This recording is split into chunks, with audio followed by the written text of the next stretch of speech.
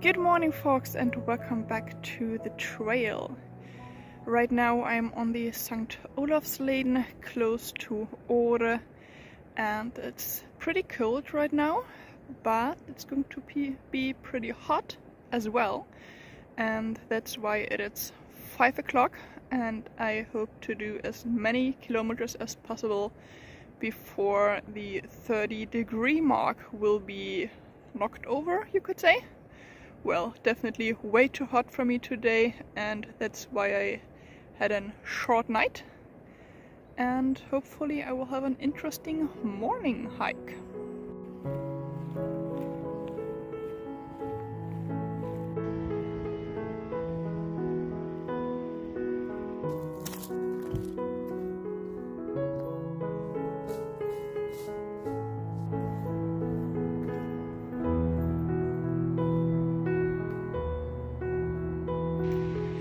So the St. Olavsleden follows a route that's in use by more than 1,000 years.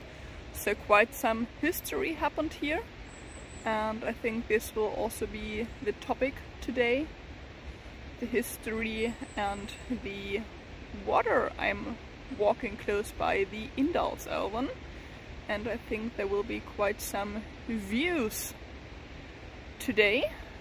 I already saw some yesterday because I came down here for some late evening walk, and so I know the first thing around the corner. And I already love this place, and I think I will come back to it to have some dinner tonight.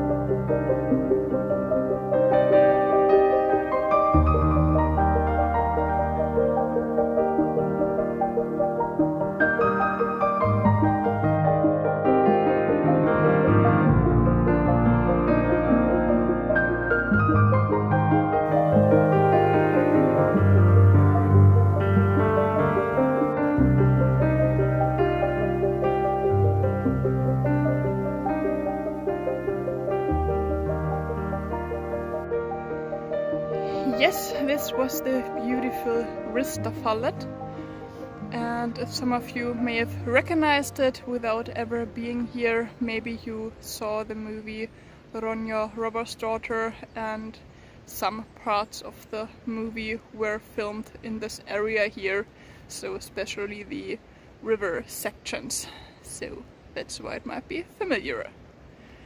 But now I have to keep on going because I spent like 1 hour for the first 1.7 kilometers. So pretty slow, and the day is long, but it was way too beautiful to not stop there a little while. But now I have to get going because something like 24 or 25 kilometers are still ahead of me. And it is 6 o'clock and it's slowly getting warmer already.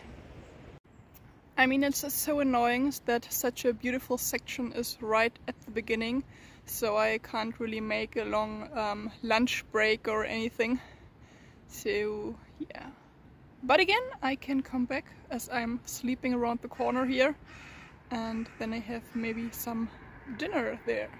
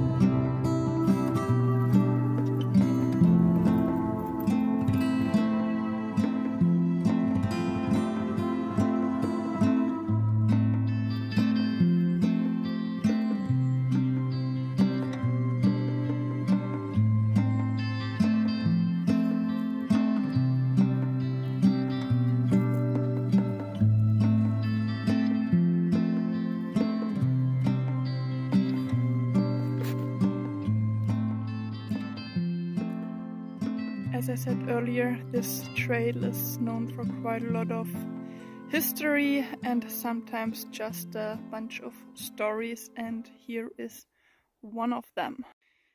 So at this little stone that looks like a nice table, King Carl the 11th was supposed to have some dinner, as this little story is telling here. So basically he was supposed to have dinner at a local church here, but the priest was away, and so there was no dinner that day, so they just packed something and either laid it somewhere in the woods. And here is this place, which from the early 1700s is the story is told. So if it's true, who knows? It's still too early for me to have a break, and that's why I will continue as long as it is halfway cold.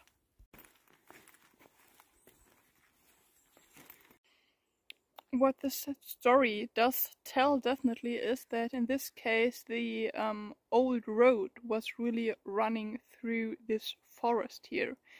This is not always true with the pilgrim trails. It's a kind of a problem always, like the trails that once upon a time the people walked are now the busy streets, and that's not much fun walking there. So often they're naturally moved to a better place where it's more enjoyable to hike, but not the original route. But here it seems that this is still the old route that it was some few hundred years ago. Such a beautiful valley. And still quite a disaster happened around 300 years ago here, as this monument tells. It basically is the death march from 1718, 1719, and it was when King Karl XII died somewhere in the south. While attacking Norway, he had another army here in the north attacking Trondheim, and when the message came that the king was dead in late 1718, all troops had to be drawn back to Sweden again, and from the roughly, they say, 6,000 people who were still alive then, only a little bit less than the half made it over to Sweden. So more than 3,000 people died here in the mountains. So roughly around the area where my last video was, around the Blåhammaren Fjell station, where I was sitting and talking the first time in this video, and then down here into this area, and that was basically just because they froze to death. It was so cold that year, and they're probably really ill-equipped, and so yeah, a lot of people died here, and they sometimes still found some skeletons here in the earth. So yeah, over the years quite a lot of them have been transported, sometimes like real wagon loads, to the how do you call it, graveyard in order from this surrounding areas here. So yeah, quite a sad story.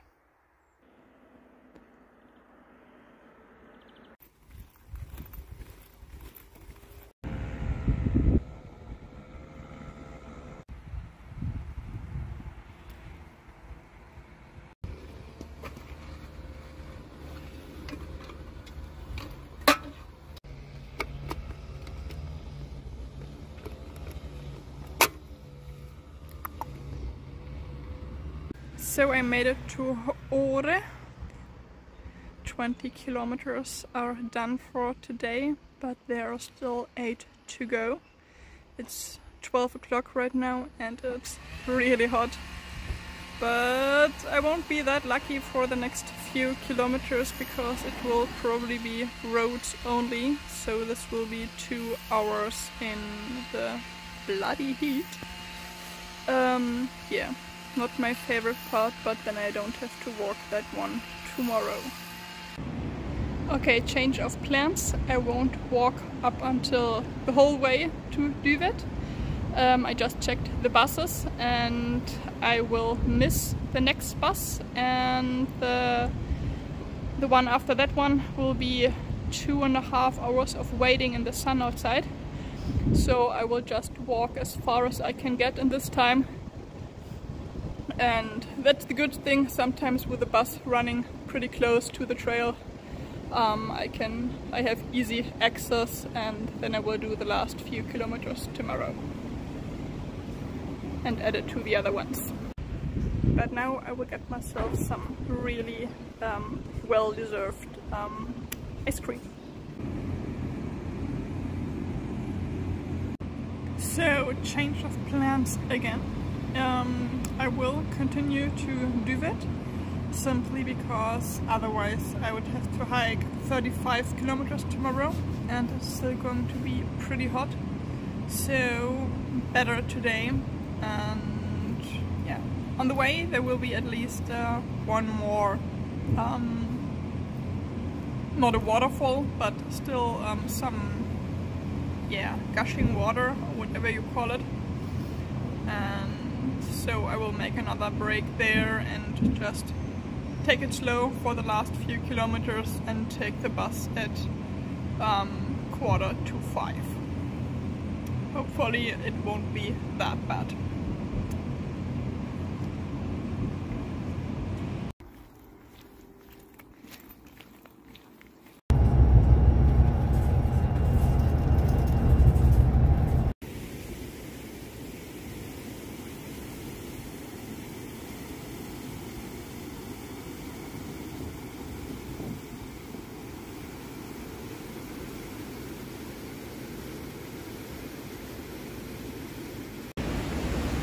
One last little waterfall here at Tegeforsen, so not that high, but still another one for today.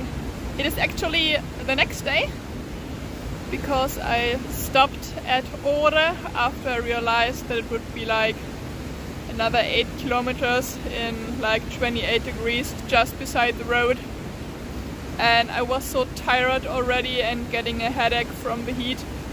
So I decided to stop, go back and do other stuff and come back today, which was really a good day. No, a good idea, that way around, a good idea. And it wasn't only a good idea because of the heat, but also had to organize some stuff. Because, as you probably might have noticed, I have a stationary point right now and I took the bus to go back there because I don't have a tent any longer. I lost my tent, and this happened probably when I switched the planes in Stockholm. It dropped off the backpack probably, and it never arrived in Östersund. So yeah, and it's a week now already and it still isn't there, so I had to look for alternatives and research new tent options. And so it was a good thing to be back a little bit earlier and not just 5 o'clock in the evening, completely done by the heat, but 2 o'clock. And so it was easier for me to still make a decision. So hopefully this new tent will arrive soon and then I can be back to normal business, because it's really annoying having to hike without a tent. But I'll keep you updated about how this one works out. And yeah, hopefully for the next episode I will have a tent again. So see you then.